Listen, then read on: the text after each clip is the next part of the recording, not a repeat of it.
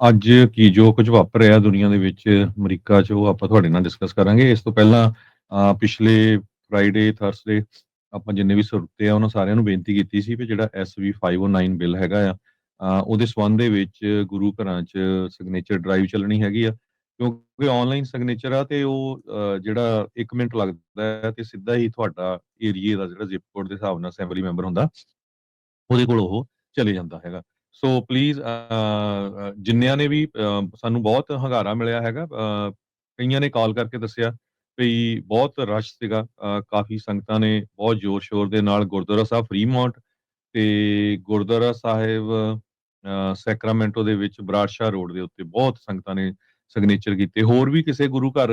ਜਿੱਥੇ ਹੋਏ ਆ ਜ਼ਰੂਰ ਤੁਸੀਂ ਕਾਲ ਕਰਕੇ ਦੱਸ ਦਿਓ 408 272 5200 ਤੇ ਇਸ ਲਾਈਵ ਪ੍ਰੋਗਰਾਮ 'ਚ ਆ ਕੇ ਵੀ ਦੱਸ ਸਕਦੇ ਹੋ। ਉਹਨਾਂ ਸਾਰਿਆਂ ਦਾ ਧੰਨਵਾਦ ਜਿਨ੍ਹਾਂ ਨੇ ਇੰਨੀ ਵੱਡੀ ਗਿਣਤੀ ਦੇ ਵਿੱਚ ਜਿਹੜੇ ਸਿਗਨੇਚਰ ਡਰਾਈਵ ਕੀਤੀ ਹੈਗੀ ਆ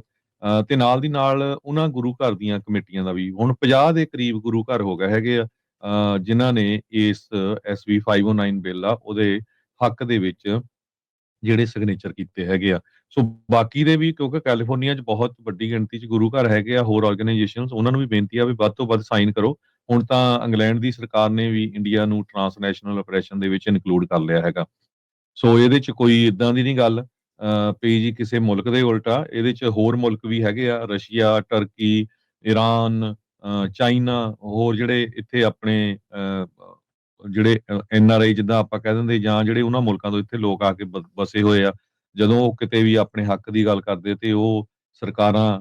ਉਹਨਾਂ ਨੂੰ ਮਾਰਨ ਦੀ ਕੋਸ਼ਿਸ਼ ਕਰਦੀਆਂ, ਧਮਕਾਉਣ ਦੀਆਂ, ਡਰਾਉਣ ਦੀਆਂ ਵੀ ਵੀਜ਼ੇ ਨਹੀਂ ਦੇਣੇ ਜੀ, ਤੁਹਾਡੇ ਰਿਸ਼ਤੇਦਾਰਾਂ ਨੂੰ ਤੰਗ ਕਰਾਂਗੇ। ਸੋ ਉਹ ਉਸ ਚੱਕਰ ਦੇ ਵਿੱਚ ਇਹ ਜਿਹੜਾ ਟਰਾਂਸਨੈਸ਼ਨਲ ਰਿਪਰੈਸ਼ਨ ਵਾਲਾ ਬਿੱਲ ਹੈਗਾ ਆ ਆਪਣੇ ਆਉਣ ਵਾਲੀ ਭਵਿੱਖ ਦੇ ਜਿਹੜੇ ਬੱਚੇ ਆ ਉਹਨਾਂ ਦੀ ਸੇਫਟੀ ਦੇ ਲਈ ਸੋ ਸਾਰਿਆਂ ਨੂੰ ਬੇਨਤੀ ਆ ਵੀ ਵੱਧ ਤੋਂ ਵੱਧ ਸਿਗਨੇਚਰ ਕਰੋ। ਆਉਣ ਵਾਲੇ ਸੰਡੇ ਵੀ ਸ਼ਾਇਦ ਡਰਾਈਵ ਹੋਊਗੀ ਤੇ ਜਿੱਥੇ-ਜਿੱਥੇ ਹੋਈ ਵੀ ਆ ਉਹ ਜ਼ਰੂਰ ਸਾਨੂੰ ਕਾਲ ਕਰਕੇ ਦੱਸ ਦਿਓ। ਪਰ 2 ਗੁਰੂ ਘਰਾਂ ਨੇ ਸਾਨੂੰ ਪਿਕਚਰਸ ਵੀ ਭੇਜੀਆਂ ਹੈਗੀਆਂ ਆਪਾਂ ਸ਼ੇਅਰ ਕਰਾਂਗੇ later on Gurdwara Sahib Fremont ਤੇ ਗੁਰਦੁਆਰਾ ਸਾਹਿਬ ਬਰੈਡ ਸ਼ਾਹ ਰੋਡ ਦੇ ਉੱਤੇ ਆ ਜੋ ਸੈਕਰਾਮੈਂਟੋ ਦੇ ਵਿੱਚ ਤੇ ਉਹਨਾਂ ਸਾਰਿਆਂ ਦਾ ਬਹੁਤ-ਬਹੁਤ ਧੰਨਵਾਦ ਜਿਨ੍ਹਾਂ ਨੇ ਸਿਗਨੇਚਰ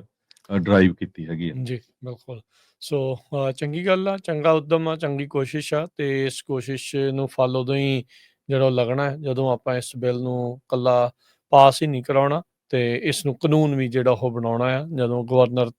ਵੀ ਜਿਹੜਾ ਇਸ ਦੇ ਉੱਤੇ ਸਾਈਨ ਜਿਹੜਾ ਉਹ ਕਰ ਦੇਵੇ। ਸੋ ਇਹ ਸਾਰੀਆਂ ਚੀਜ਼ਾਂ ਦੇ ਲਈ ਅਸੀਂ ਸਾਰਿਆਂ ਦਾ ਧੰਨਵਾਦ ਕਰਦੇ ਹਾਂ ਜਿਨ੍ਹਾਂ ਨੇ ਸਾਰੇ ਵਲੰਟੀਅਰਸ ਦਾ, ਸਾਰੇ ਮਿਹਨਤਕਸ਼ ਉਹਨਾਂ ਲੋਕਾਂ ਦਾ ਜਿਨ੍ਹਾਂ ਨੇ ਇਸ ਦੇ ਵਿੱਚ ਆਪਣਾ ਯੋਗਦਾਨ ਪਾਇਆ, ਸਿਗਨੇਚਰ ਕਰਾਉਣ ਵਾਲਿਆਂ ਦਾ ਵੀ ਤੇ ਸਿਗਨੇਚਰ ਕਰਨ ਵਾਲਿਆਂ ਦਾ ਵੀ ਤੇ ਜਿਨ੍ਹਾਂ ਨੇ ਇਹ ਸਾਰਾ ਕੁਛ ਕੀਤਾ ਹੈ।